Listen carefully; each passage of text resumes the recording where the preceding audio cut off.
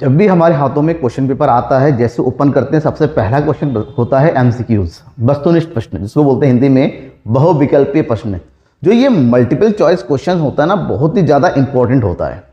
और क्योंकि सबसे पहले ही मिलता है, तो हमारी जो मेंटेलिटी होती है इसी के ऊपर सब आ जाता है कि सबसे पहले इसी क्वेश्चन को सॉल्व। क्योंकि हमें क्या करना है, हमें केवल ऑप्शन लिखने हैं, 4 ऑप्शन दे रखा था, 4 में से कोई एक चूज कर लेना है।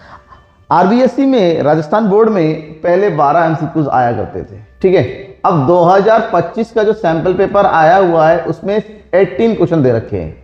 कितने? 18 क्वेश्चन दे रखे हैं। मतलब ये कहा गया है कि इस साल शायद 18 एमसीक्यूज आ गए। फिलहाल मैं आज की इस क्लास में 2022 से, क्योंकि एमसीक्यूज पूछा जाने लगा है, 2022, 2023, 2024 और 2025 के सैंपल पेपर के एमसीक्यूज बताने वाला हूं। और ये थोड़ा सा मैं आपको पहले से बता दूं, थोड़ा सा ब्लर दिखेगा क्योंकि मैंने टाइम कम है तो मैंने इसको टाइप नहीं किया हुआ है, मैंने डायरेक्ट क्वेश्चन पेपर का स्क्रीनशॉट लेके लगाया हुआ है। फिर भी कोशिश करूंगा कि मैं पढ़ के बताऊं। यहाँ पर हिंदी और इंग्लिश दोनों मीडियम के स्टूडेंट दे सकते हैं, क्योंकि मैंने यहाँ पर बिल्कुल चेंज नहीं किया है, स्क्रीनशॉट लेके आपको बता रहा हूँ। क्वेश्चन की शुरुआत करेंगे एमसीक्यू क्वेश्चन 2022 से।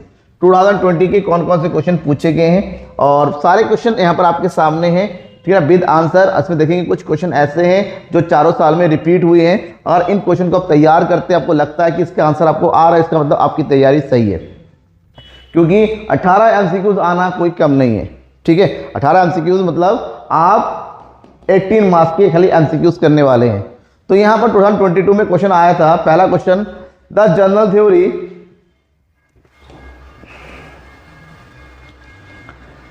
That is the general theory of employment, interest and money पुस्तक के लेखक कौन है? The author of the book the general theory of employment, interest and money. The options are Adam Smith, Alfred Marshall, John Maynard Keynes and Paul Samuelson. The right answer है the general theory of employment, interest, money के जो writer है वो कौन थे? Option number सी, John Maynard Keynes. Next question, मानवीय श्रम का पारिश्रमिक क्या है? The remuneration of human labour. Human labour, जब इंसान अपने आप को कहीं पर काम करता है एज ए फैक्टर, तो उसको बदले में क्या मिलता है? ऑप्शन है लगान, रेंट, ब्याज, इंटरेस्ट, वेज, मजदूरी, लाभ and profit. The right answer, मानवीय श्रम को क्या मिलता है? दैट इज मजदूरी, यानी कि वेज। क्वेश्चन नंबर 3, एक समय अवधि में मापी जाने वाली मात्रा, समय अवधि जहां पर टाइम पीरियड आ जाता है, ठीक है। The uh quantity measured over a period of time, एक टाइम पीरियड में जो क्वांटिटी मेजर की जाती है, that is known as stock, मूल्यह्रास यानी कि डेप्रिसिएशन, प्रवाह यानी कि फ्लो, धन यानी कि वेल्थ। जो टाइम फ्लो जिसमें लगाता है that is flow, option number B, ठीक है, फ्लो ऑप्शन चूज करेंगे। नेक्स्ट, भारत में करेंसी निर्गमित करने वाली संस्था कौन सी है? The institute issuing currency note in India. India में करेंसी नोट कौन इश्यू करता है? The options are Bank of India, State Bank of India, Union Bank of India, Reserve Bank of India. The right answer is RBI, that is Reserve Bank of India, option number D. सम व्यवहार के लिए सबसे तरल और आसान है, the most liquid and easiest for transactions, that is the method of money supply. कौन सा मनी सप्लाई सबसे इजीएस्ट है? और सबसे इजीएस्ट है सबसे छोटा वाला, that is M1 money supply is the most easiest and liquid. भारत में वित्तीय वर्ष का अवधि है, the period of financial year. India का जो फाइनेंशियल ईयर है, financial year is also known as the accounting year. तो इंडिया का जो अकाउंटिंग ईयर आपको याद होना चाहिए, लर्न होना चाहिए। The right answer is 1 April to 31 March is the right answer. Question number 7, सभी महत्वपूर्ण निर्णय सरकार द्वारा किए जाने वाली अर्थव्यवस्था कहलाती है। The economy in which all the important economic decision are made by the government. मतलब कोई भी इकोनॉमी जहां पर all the economic decision government के थ्रू लिया जाता है, तो गवर्नमेंट जिस इकोनॉमी में डायरेक्टली इंटरफेयर करती है, that economy is known as पूंजीवादी अर्थव्यवस्था, कैपिटलिस्ट इकोनॉमी, केंद्रीयकृत योजनाबद्ध अर्थव्यवस्था, centrally controlled economy, and mixed economy, market economy. The right answer, जहां पर गवर्नमेंट इन्वॉल्व होती है, दैट इज नोन एज केंद्रीकृत योजनाबद्ध अर्थव्यवस्था, यानी कि centrally planned economy. Okay, next is question number 8, सीमांत उपयोगिता की गणना का सूत्र क्या है? सीमांत उपयोगिता MU, that is formula of calculating marginal utility. तब मार्जिनल यूटिलिटी का जो फॉर्मूला आपको नॉर्मली याद होना चाहिए, ये फॉर्मूला आता है MU equal to TUN minus 1। अब ढूंढिए ये वाला आंसर कहां पर दे रखा है। The right answer is option number C, MUN equal to TUN minus 1। कोई भी चीज का आंसर आपको परफेक्टली याद होगा तभी आंसर ढूंढ पाएंगे, तुक्का मार के काम नहीं चलेगा। हाँ, अगर आपको बिल्कुल कुछ नहीं आ रहा है, आपको लगता है कि ये तो रह जाएगा, उस टाइम एमसीक्यूज में तुक्का मार के आ जाइए। मांग फलन क्या है? The demand function. मांग फलन क्या बताता है? मांग और डिमांड एंड उसको डिटरमिनेट करने वाले, यानी उसको प्रभावित करने वाले कारकों के बीच के संबंध। तो कैसे शो किया जाता है? x equal to F bracket k, x equal to F bracket p, x equal to F bracket l and x equal to F bracket q. That is मांग फलन क्या होता है? मांग फलन इज x equal to F bracket p, p means price और x means quantity of demand. So quantity of demand and price के बीच का जो रिलेशन होता है that is known as demand function. Option number C. पैमाने के प्रतिफल का संबंध है। The return to scale is related with. Return to scale, return to scale मैंने पढ़ाया था आपको, पैमाने का प्रतिफल, ये इसका ये किससे रिलेटेड है? दैट इज लॉन्ग रन से रिलेटेड है, दीर्घकालीन अवधारणा है। तो ये रिलेटेड है अति अल्पकाल, अति दीर्घकाल, अल्पकाल एंड दीर्घकाल। द राइट आंसर इज दीर्घकाल, लॉन्ग रन पीरियड। ओके। औसत उत्पाद वक्र का आकार कैसा होता है? The shape of average product curve. Average product AP, अब एपी बनाया होगा, एपी कैसा होता है? ऊपर जाता है फिर नीचे की ओर गिरता होता है, ये कैसा है? उल्टा you. That is the right answer is उल्टा यू आकार, यानी कि रिवर्स, इनवर्स यू होता है, इस टाइप में होता है। देखिए 2022 में 12 क्वेश्चन आए थे, ये लास्ट क्वेश्चन है 2022। कुल परिवर्ती लागत शून्य होती है। The total variable cost is zero, TVC zero होता है। क्वेश्चन है कब? जब निर्गत अधिकतम होता है, when the output is highest. जब निर्गत न्यूनतम होता है, when the output is lowest. जब निर्गत शून्य होता है, when the output is zero. जब निर्गत स्थिर होता है, when the output is constant. ध्यान रखिएगा, टीवीसी जीरो होने का मतलब होता है कि ये जो आपका जो आउटपुट है वो भी क्या है? जीरो है। So the right answer is option number C. ये 2022 का क्वेश्चन पेपर हो गया। अब हम बात करेंगे 2023 में कौन कौन से क्वेश्चन पूछे गए हैं। 2023 में भी 12 क्वेश्चन आए थे, 12 क्वेश्चन आए थे। पहला क्वेश्चन था समष्टि, यहाँ पर थोड़ा सा ब्लर होगा लेकिन मैं जो बोल रहा हूँ उस पर ध्यान दीजिएगा। समष्टि अर्थशास्त्र का अध्ययन क्षेत्र कौन कौन सा है? The study area of macro economics is. उपभोक्ता की रुचि, एक फर्म का व्यवहार, वस्तु की कीमत, सामान्य कीमत स्तर। In English, taste of consumer, behaviour of a firm, price of commodity, general price level. जब भी हम मैक्रो इकोनॉमिक्स की बात करते हैं तो मैक्रो इकोनॉमिक्स का जो स्टडी होता है वो होता है general price level. Option number D.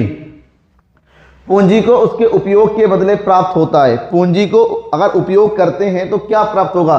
Capital received in return for its use. जो भी कैपिटल हम लगाते हैं, कैपिटल के बदले में रिटर्न में हमें क्या मिलता है? रेंट, इंटरेस्ट, लेबर या profit. The right answer is in the return of capital we get interest. Option number B. Next, भारत में सकल राष्ट्रीय उत्पाद का आकलन कौन करता है? भारत में सकल राष्ट्रीय उत्पाद, who calculate the gross domestic product in India? The options are Reserve Bank of India, NITI Aayog, Central Statistical Organisation, Finance Commission, commission. तो राइट आंसर इज इंडिया में जो राष्ट्रीय आय की गणना करने वाला होता है वो होता है सेंट्रल स्टैटिस्टिकल ऑर्गेनाइजेशन, इन हिंदी केंद्रीय सांख्यिकीय संगठन। डिजिटल भुगतान का सरल तरीका क्या है?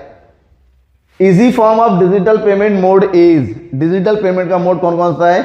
E wallet, drop, cheque, bank passbook, ये सब बैंक के थ्रू डायरेक्ट होता है, but e wallet we use as a digital payment. The right option is e wallet. Next question number 5।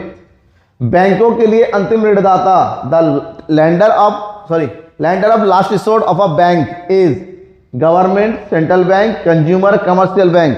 तो राइट आंसर हो गया central bank is the lender of last resort for any bank, केंद्रीय bank. प्रेरित उपभोग निर्भर करता है। प्रेरित उपभोग ऐसा उपभोग जो आय से डायरेक्ट क्या होता है? निर्भर होता है। आय बढ़ेगी तो उपभोग बढ़ेगा, आय घटेगी तो उपभोग घट जाएगा। तो ये किस पर होता है? दैट इज आय पर, यानी कि इनकम पर। Induce consumption is depends upon income. केंद्रीय योजनाबद्ध अर्थव्यवस्था में महत्वपूर्ण निर्णय कौन लेता है? थोड़ी देर पहले 2022 में ही क्वेश्चन आया था लेकिन थोड़ा सा लैंग्वेज चेंज था। केंद्रीकृत योजनाबद्ध अर्थव्यवस्था में महत्वपूर्ण निर्णय कौन लेता है? सरकार, बैंक, बाजार या उपभोक्ता। In English, who takes the important decision in centrally plan economy, government, bank, market, consumer. The right option is in centrally plan economy all the decision taken by the government.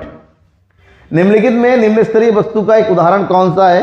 An example of inferior goods in follows. Inferior goods निम्नतम वस्तु है जहां पर आय के बढ़ने से ऐसी वस्तुओं की डिमांड कम होने लगती है। That is jewellery, cost cares, modern dress, smartphone. Jewellery, modern dress, smart, ये सब नॉर्मल गुड्स है। तो right answer is course cares, मतलब मोटा अनाज, ठीक है, जैसे मक्का वगैरह होता है ये सब कुछ।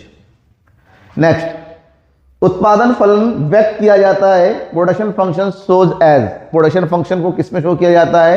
That is Q equal to F bracket L K, Q equal to F bracket L plus K, Q equal to F bracket L minus K, Q equal to F bracket L divided by. But जो उत्पादन फलन होता है वो क्या show करता है? The production function shows the relation between the factor of production and output. So the relation shows is here. LK is the factor of production and Q is the output. Okay. कुल लागत और कुल परिवर्तित लागत के मध्य अंतर को बताइए। The difference between total cost and total variable cost. Total cost minus total variable cost that give total fix cost. क्या होता है? Total fix cost. देखिए यहाँ पर क्या दे रखा है। कुल लागत कुल परिवर्तित लागत के मध्य अंतर होता है औसत लागत के बराबर, सीमांत लागत के बराबर, औसत स्थिर लागत के बराबर, कुल स्थिर लागत। That is difference between the total cost and total variable cost is equal to total fix cost, TFC। TFC। Okay.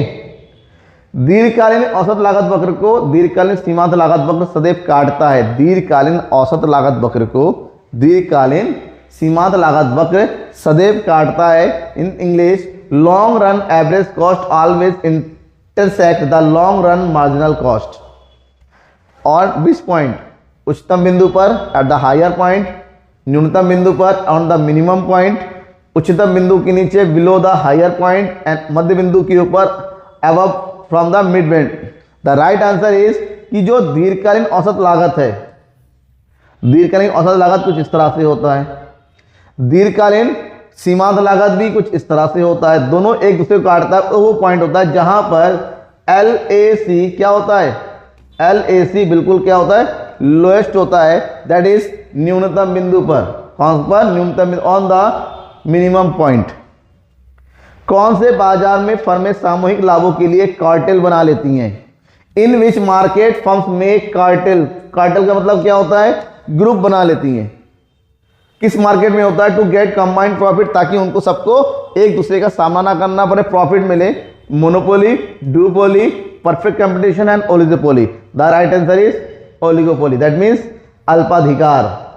अल्पाधिकार में थोड़े से फर्म होते हैं, कंपटीशन बचने के लिए आपस में कार्टेल बना लेते हैं और मिलजुल के आपस में काम करते हैं, और इस तरह से उनकी मोनोपोली बन जाती है। नेक्स्ट क्वेश्चन फ्रॉम 2024 के एग्जाम में पूछे गए क्वेश्चन पेपर है। मैं 2024 का सैंपल क्वेश्चन पेपर का भी क्वेश्चन बताऊंगा और 2025 के सैंपल क्वेश्चन पेपर का भी क्वेश्चन बताऊंगा, ठीक है। 2024 की बात करते हैं। यहां पर जो क्वेश्चन रहा थोड़ा सा बढ़िया क्वेश्चन था, 2024 लॉजिकल था क्वेश्चन था। एन इंक्वायरी टू, यहाँ पर थोड़ा सा ब्लर होगा, सॉरी फॉर दिस कि मैं आपको प्रिंटेड नहीं दे पाया हूँ, टाइम की कमी है, क्योंकि प्रिंटेड करने जाता तो प्रिंट करने में 3 से 4 घंटे लग जाते, तो कल इसका पब्लिश कर पाता। सो आपको आज ही चाहिए, तो इसके लिए मैंने इसको डायरेक्ट स्क्रीनशॉट लिया है।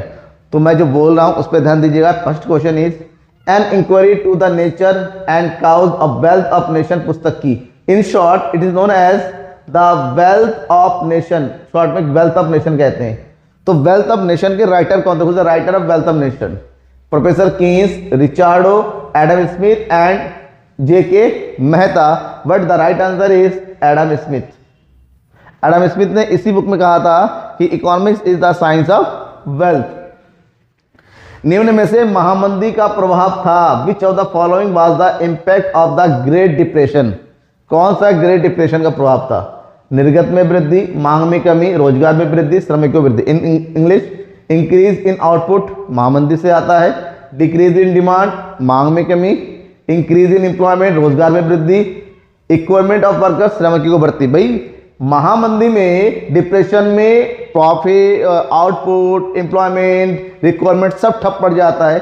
So the right answer is decrease in demand, मांग में कमी। रिजर्व बैंक ऑफ इंडिया की स्थापना कब हुई थी? When was the reserve Bank of India established? Reserve Bank of India establish कब हुआ था? द राइट आंसर इज, याद रखिएगा इसको तो रट्टा मान लेना है, रिजर्व बैंक ऑफ इंडिया का एस्टैब्लिश हुआ था 1935 में, 1935 में।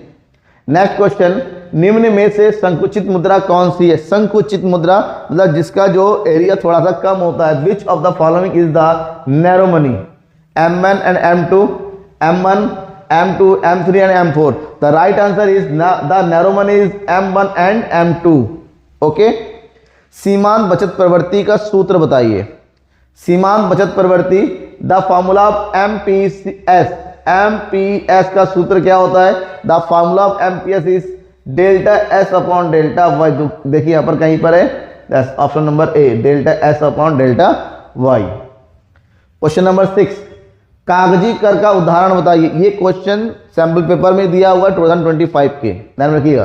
कागजी कर का उदाहरण बताइए। The example of paper tax, उत्पादन कर एक्साइज ड्यूटी, सेवा कर सर्विस टैक्स, सीमा शुल्क कस्टम ड्यूटी, संपत्ति कर wealth tax. The right answer is excise, service, custom duty and wealth tax. The कागजी कर है दैट इज उत्पादन कर, सीमा शुल्क, संपत्ति कर, here is wealth tax. Okay, क्योंकि इसको कैलकुलेट कर पाना मुश्किल होता है। सार्वजनिक क्षेत्र के उपक्रमों के विनिवेश से संबंधित है। सार्वजनिक क्षेत्र के उपक्रमों के विनिवेश से कौन सा संबंधित है? That is related to the disinvestment of public sector. Disinvestment से क्या होता है? राजस्व प्राप्तियां। डिसइन्वेस्ट मतलब हम अपने पास जो भी गवर्नमेंट की प्रॉपर्टी वगैरह उसको सेल करते हैं, बदले में क्या आता है? अमाउंट रिसीव होता है। तो किससे जुड़ा हुआ अमाउंट रिसीव? क्योंकि इससे डिसइन्वेस्टमेंट से गवर्नमेंट की जो है ना एसेट्स कम हो जाता है। जब एसेट्स कम हो जाता है दैट इज कैपिटल रिसीव्ड। क्या होता है वो? कैपिटल रिसीव्ड, यानी कि पूंजीगत प्राप्तियां। स्थिर विनिमय दर प्रणाली में विनिमय दर निर्धारक है। स्थिर विनिमय दर प्रणाली में विनिमय दर का निर्धारक कौन है? सरकार, बैंक, बहुराष्ट्रीय निगम, धनी व्यक्ति। In English, in fixed exchange rate system the exchange rate determined is government, bank, multinational corporation, wealth individuals. The right answer is government. Fix exchange rate को गवर्नमेंट तय करती है। व्यष्टि अर्थशास्त्र का संबंध है microeconomics is concern with कुल निर्गत से, रोजगार से, समग्र कीमत से, वस्तुओं की कीमत से। That means from total output, employment, aggregate price level, price of a good. In micro economics we study the determination of price of a good. Okay, that means वस्तुओं की कीमत से। यह मुख्य आर्थिक समस्या नहीं है। कौन सी आर्थिक समस्या नहीं है? Which one is not the economic problem? क्या उत्पादन करें? व्हाट टू प्रोड्यूस, उत्पादन कैसे करें? हाउ टू प्रोड्यूस, उत्पादन किसके लिए करें? Whom to produce. ये तीनों ही इकोनॉमिक प्रॉब्लम है। तो राइट ऑप्शन इज निर्धन कैसे बने, हाउ टू बिकम पुअर। भैया ये कौन सी बात हुई? कोई भी पुअर नहीं बनना चाहता अपने लाइफ में, और जिंदगी में पुअर ही सबसे बड़ा श्राप होता है। नेक्स्ट क्वेश्चन इज, विलासिता की वस्तुओं की मांग लोच कैसी होती है? विलासिता वस्तुओं की मांग लोच, that is the elasticity of demand for a luxury good. Luxury goods की डिमांड हमेशा एक से ज्यादा होती है। So here the right option is ED is greater than 1। मांग वक्र की दिशा में गति का कारण क्या है? The movement in the direction of demand curve is caused by. जो मांग वक्र में की दिशा में मूवमेंट अलोंग, ये हमेशा किसके कारण होता है? वस्तु की कीमत में परिवर्तन के कारण होता है। तो राइट आंसर इज वस्तु की कीमत, that means the price of a good. कुछ चीजों का आंसर क्वेश्चन पढ़ के ही आ जाता है, ऑटोमेटिक, ऑप्शन की जरूरत नहीं होती है। कौन सा वक्र समस्तरीय सीधा रेखा है? समस्तरीय सीधी रेखा है। Which curve is horizontal straight line? इसमें तो कौन सा जो स्ट्रेट बिल्कुल होती है? दैट इज कुल लागत वक्र, टोटल कॉस्ट, औसत स्थिर लागत, average fix cost, total fix cost curve, कुल स्थिर लागत, परिवर्तित लागत, total variable cost. The right answer is कुल स्थिर लागत, क्योंकि कुल स्थिर लागत का जो वक्र बनाएंगे ये एक्स एक्सिस के बिल्कुल क्या बनेगा? पैरेलल बनेगा। शून्य निर्गत पर अल्पकालीन औसत लागत कैसी होती है? The short term average cost is zero output is. शून्य निर्गत पर अल्पकालीन औसत लागत कैसी होगी? अगर हमारा आउटपुट जीरो है, क्यों इज जीरो, तो इस टाइम हमारा एवरेज कॉस्ट कितना होगा? मान लो इस टाइम टोटल कॉस्ट 20 है, तो अगर जीरो आउटपुट की बात करते हैं टोटल कॉस्ट कुछ होता है, क्योंकि फिक्स कॉस्ट तो होगा ही। ऐसे में एवरेज कॉस्ट हमेशा क्या होगा, इन्फिनिटिव होगा। कैसा होगा, इन्फिनिटिव, दैट इज शून्य, अपरिभाषित, अधिकतम, ये सभी। The right answer is undefined, that means अपरिभाषित, क्योंकि डिवाइड हो ही नहीं सकता।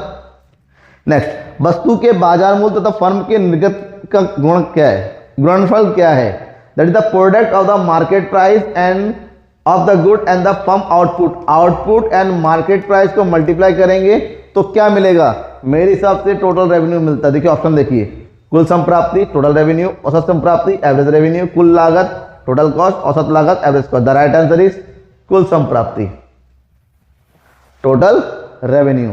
ये 15 हो गया। 24 में 15 क्वेश्चन पूछे गए थे। 24 का सैम्पल पेपर भी आपके सामने, इसको भी देख लीजिए। तैयारी तो करनी है, सारे सैम्पल पेपर देख लेंगे, क्या दिक्कत, जितना ज़्यादा पढ़ेंगे उतना ही फायदा है। 24 के सैम्पल पेपर देखिए क्या क्वेश्चन दे रखा है। आधुनिक अर्थशास्त्र के जनक रूप में किसे जाना जाता है, who is the father of the modern economics. The right answer is professor Adam Smith. मानवीय श्रम का प्रतिफल, ये पहले भी आया था, मानवीय श्रम का प्रतिफल that is the return of human labour is wages. निम्न में से कौन सा समस्त मौद्रिक संसाधन है, इसमें से कौन सा M1, M2, M3, M4 कौन सा मौद्रिक संसाधन है, that is which one is furnished the aggregate monetary, जहां पर सब कुछ जुड़ा होता है, money supply, total money supply, that is M4। M4 में सब कुछ जुड़ा हुआ रहता है, आंसर इज M4। सट्टा प्रयोजन के लिए मुद्रा की मांग निर्भर करती है किस चीज पर, demand for money for speculation motive depends on, bank, लाभ, आय या ब्याज। जो सट्टा होता है स्पेकुलेशन, वो हमेशा किस पर डिपेंड करता है, इंटरेस्ट पर, दैट इज ब्याज पर। नेक्स्ट क्वेश्चन, यदि सीमांत उपभोग प्रवृत्ति 0.5 है, MPC इज 0.5, तो सीमांत बचत प्रवृत्ति कितनी होगी, MPS कितनी होगी, और MPS का फॉर्मूला होता है 1 minus MPC, that is 1 minus 0.5, तो it one is also 0.5। The right answer is 0.5। Bharat में वित्तीय वर्ष की अवधि क्या है, ये ऑलरेडी आप पहले ही पढ़ चुके हैं। The financial year of India 1 April to 31 March. भारत में वस्तु सेवा कर कब लागू किया गया था, that is when was the good and service tax implemented in India, April to 17, May 17, June 17, July 17। The right answer is July 17। निम्न में से व्यापार खाते की मद कौन सी नहीं है, व्यापार खाते की मद, व्यापार खाता मतलब which one is not related to trade account, trade मतलब जो करंट अकाउंट से रिलेटेड शॉर्ट टर्म में। Import of goods, export of goods, A&B, transfer payments. निम्न में से व्यापार खाते की मद कौन सा नहीं है, export of goods, transfer payment नहीं आता है, क्योंकि बैलेंस ऑफ ट्रेड में export of good minus import of good दोनों शामिल होता है, तो ट्रांसफर ऑफ पेमेंट नहीं है, क्योंकि ये बैलेंस ऑफ पेमेंट में आता है। व्यष्टि अर्थशास्त्र में अध्ययन किया जाता है, microeconomics is studied in, micro economics में क्या स्टडी किया जाता है, उपभोक्ता की रुचि, that is taste of consumer, एक फर्म का व्यवहार, बिहेवियर ऑफ अ फर्म, वस्तु की कीमत, प्राइस ऑफ कमोडिटी, एंड ये सभी ऑल ऑफ दिस। तो right answer is all of this, ये सारे के सारे व्यष्टि अर्थशास्त्र में एनालाइज किए जाते हैं। अवसर लागत को किस नाम से जाना जाता है, अवसर लागत को किस नाम से जाना जाता है, what is opportunity cost known as, the option is कुल लागत, टोटल कॉस्ट, आर्थिक लागत, इकोनॉमिक कॉस्ट, एवरेज कॉस्ट, औसत लागत, एंड सीमांत लागत, margin cost. The right answer, अवसर लागत को प्रोडक्ट को दूसरा नाम होता है इकोनॉमिक कॉस्ट, दैट इज आर्थिक लागत। बजट रेखा में शिफ्ट के लिए उत्तरदायी कारक कौन सा है, which one is responsible for the shift in budget line. Budget line इस तरह से होता है, अगर बजट लाइन अपनी जगह से मूव कर देता है तो उसके लिए कौन रिस्पॉन्सिबल है, उपभोक्ता की आय, इनकम ऑफ द कंज्यूमर, वस्तु की कीमत, price of good, A&B both, none of this. The right answer is A&B both, दोनों में अगर कीमत घट जाए और उपभोक्ता की आय बढ़ जाए तब भी बजट रेखा अपनी जगह से शिफ्ट कर जाता है। मांग फलन है, मांग फलन that is relation between the quantity demanded and determinants of demand. The right option is option number A, Q equal to F bracket P। निम्नलिखित में से U आकार वक्र कौन सा नहीं है, which one is not U shaped curve, जो U आकार का नहीं होता। U आकार मतलब इस तरह से बनना चाहिए, अगर कोई इस तरह से नहीं बनता है, अल्पकालीन औसत लागत ऐसा बनता है, अल्पकालीन सीमांत लागत ऐसे ही लगता है, औसत स्थिर लागत वो ऊपर से नीचे की ओर बनता हुआ है, औसत परिवर्तित लागत ऐसे ही बनता है। The right answer is average fix cost, क्योंकि हाइपरबोला होता है तो यू नहीं होता है, वो ऊपर से नीचे को गिरता हुआ होता है। उत्पादन के सभी साधन परिवर्ती होता है कब? All factor of production are variable, जब सारे प्रोडक्शन के वेरिएबल हो जाते, सबको बदल सकते हैं। दैट इज दीर्घकाल में, अल्पकाल में, अति अल्पकाल में, ये सभी। द राइट ऑप्शन इज दीर्घकाल में, that means in long run. Question number 15, अधिमांग की स्थिति में बाजार कीमत कैसी होती है? संतुलन कीमत के बराबर, संतुलन कीमत से अधिक।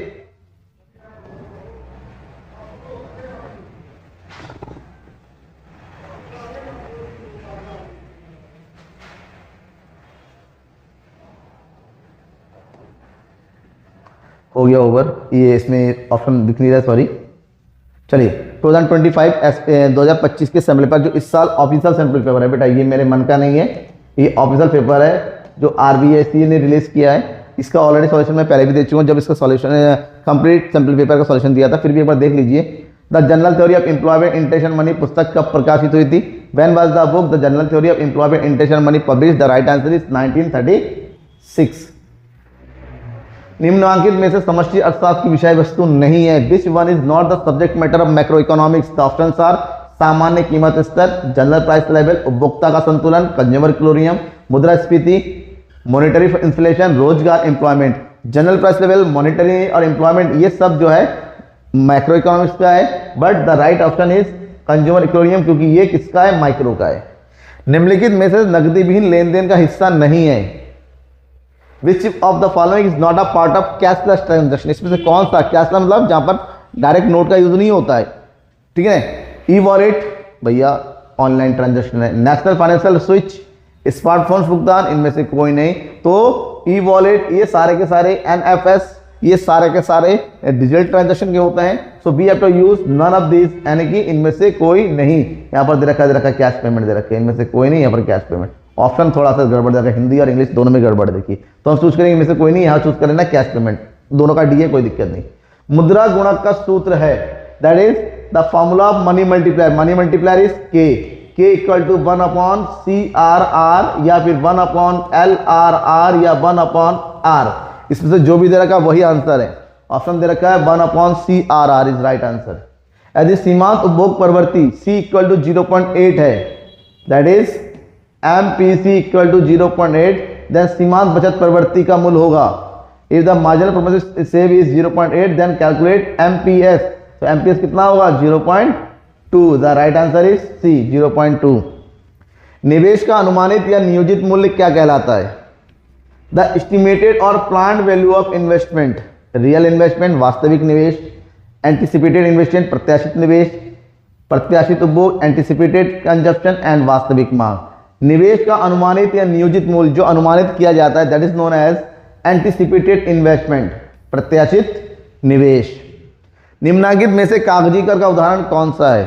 आयकर, सीमा शुल्क, निगम कर, उपहार कर। विच of the following is an example of paper income tax, custom duty, corporate tax and gift tax? The right answer is उपहार कर, गिफ्ट टैक्स। सरकार समस्त मांग में वृद्धि करने के लिए निम्नलिखित में से किस उपाय को काम में लेती है? अगर गवर्नमेंट जो है एग्रीगेट डिमांड को कम करना है, बढ़ाना है, तो increase the aggregate demand, tax बढ़ा देगी, टैक्स में कमी कर देगी, अंतरण में कटौती, सरकारी व्यय में कमी करेगी। The right answer is tax में कमी करेगी, ताकि लोग अपना ज्यादा पैसा खर्च कर सके। निम्नलिखित में से चालू खाते की मत कौन सी? Which of the following is the item of current account? Current account का आइटम अंतरण, मुद्रा, निवेश, बंधपत्र। The right answer is transfer. एक पक्षीय अंतरण होता है जो करंट अकाउंट में इंक्लूड किया जाता है। नम्न या तैरती विनिमय दरों के अंतर्गत विनिमय दर को में वृद्धि अगर होती है क्या कहते हैं? Under floating exchange rate, increase in exchange rate is known as. Floating में अगर एक्सचेंज रेट बढ़ जाए तो उसको बोलते हैं दैट इज एप्रिसिएशन। क्या बोलते हैं? एप्रिसिएशन, अधिमूल्यन। आवश्यकताओं की तुलना में संसाधन कैसे होते हैं? Resource are in excess of needs. Needs के अकॉर्डिंग अगर रिसोर्सेज हमारे संसाधन कैसे होते हैं? हमारी नीड ज़्यादा होती हैं, बट हमारे पास जो संसाधन होते हैं यानी कि रिसोर्स होते हैं वो हमेशा कम होते हैं। द राइट आंसर इज सीमित यानी कि लिमिटेड। मिश्रित अर्थव्यवस्था का उदाहरण कौन सा? Which was the example of mixed economy? Britain, China, India and Russia. The right answer is India. रेखिक मांग वक्र में मध्य बिंदु पर मांग की लोच कैसी होती है? A linear demand curve, the elasticity of demand at the mid point, at the mid point में जो डिमांड कर्व होता है वो हमेशा कैसा होता है? ईडी इज इक्वल टू 1, एक के बराबर होता है, ईडी इक्वल टू 1। निम्नलिखित में से वस्तु की मांग के निर्धारक कौन कौन सा? 21 is the determinants of demand. उपभोक्ता की वस्तु की कीमत, प्राइस कमोडिटी, उपभोक्ता की आय, कंज्यूमर इनकम, उपभोक्ता का अधिमान, कंज्यूमर प्रेफरेंस, एंड उपरोक्त सभी, all of this, the right answer is all of this. कुल स्थिर लागत निर्गत से रहती है, the fix total fix cost depend on output. जो कुल स्थिर लागत है, जो फिक्स कॉस्ट है, वो निर्गत आउटपुट से कैसी होती है? स्वतंत्र, यानी कि इंडिपेंडेंट, आश्रित, डिपेंडेंट, उपरोक्त दोनों ही होती है, none of this. The right answer is fix cost production से कोई मतलब नहीं होता है, सो इट इज डिपेंडेंट, यानी कि स्वतंत्र होती है किससे? उत्पादन से। सीमांत लागत वक्र का आकार कैसा होता है? सीमांत लागत वक्र अगर आपको ध्यान से पढ़ा होगा, सीमांत लागत एमसी कर्व हमेशा ऐसा होता है, और ये कौन सा कर्व है? U shaped curve. The right answer is U shaped. कहां पर है? देखिए ये यू शेप्ड। 17 एंड 18 मैंने कहा 2025 में 18 एमसीक्यूज दे रखे सैंपल क्वेश्चन पेपर में। अब एक्चुअल में कितने आएंगे वो तो क्वेश्चन पेपर पता चलेगा, बट आप उस हिसाब तैयार कर कीजिए। पूर्ण प्रतिस्पर्धा बाजार में वस्तु की कीमत का निर्धारक कौन होता है? पूर्ण प्रतिस्पर्धा में determinants of price a commodity in perfectly competitive market. Perfectly competitive market में कमोडिटी का जो डिटर्मिनेशन है वो कौन करता है? इंडस्ट्री करती है, उद्योग। And the last question of today's class, सामान्य लाभ की स्थिति में क्या होता है? That in the case of normal profit, जब भी नॉर्मल प्रॉफिट होता है उस केस में हम ये मानकर चलते हैं कि total cost and total revenue दोनों इक्वल होते हैं। तो ये रहे आपके सारे एमसीक्यूज जो 2022 के बाद पूछे गए विद सैंपल पेपर। राइट, तैयार कर लीजिए इन सारे क्वेश्चन में। किसी क्वेश्चन को लगता है कि मैंने कोई गलत ऑप्शन चूज कर लिया है या गलत एक्सप्लेनेशन कर दिया है या आपको कोई डाउट हो रहा है, देन आस्क। ठीक है, तब तक ले थैंक यू एंड बाय। हाँ, आपको क्या करना है, अगर पीडीएफ चाहिए किसी तरह का तो इस वेबसाइट में जाके आप पीडीएफ को फ्री ऑफ कॉस्ट डाउनलोड कर सकते हैं, और सोशल मीडिया के थ्रू फॉलो कर लेना बिल्कुल मत भूलिएगा। Thank you.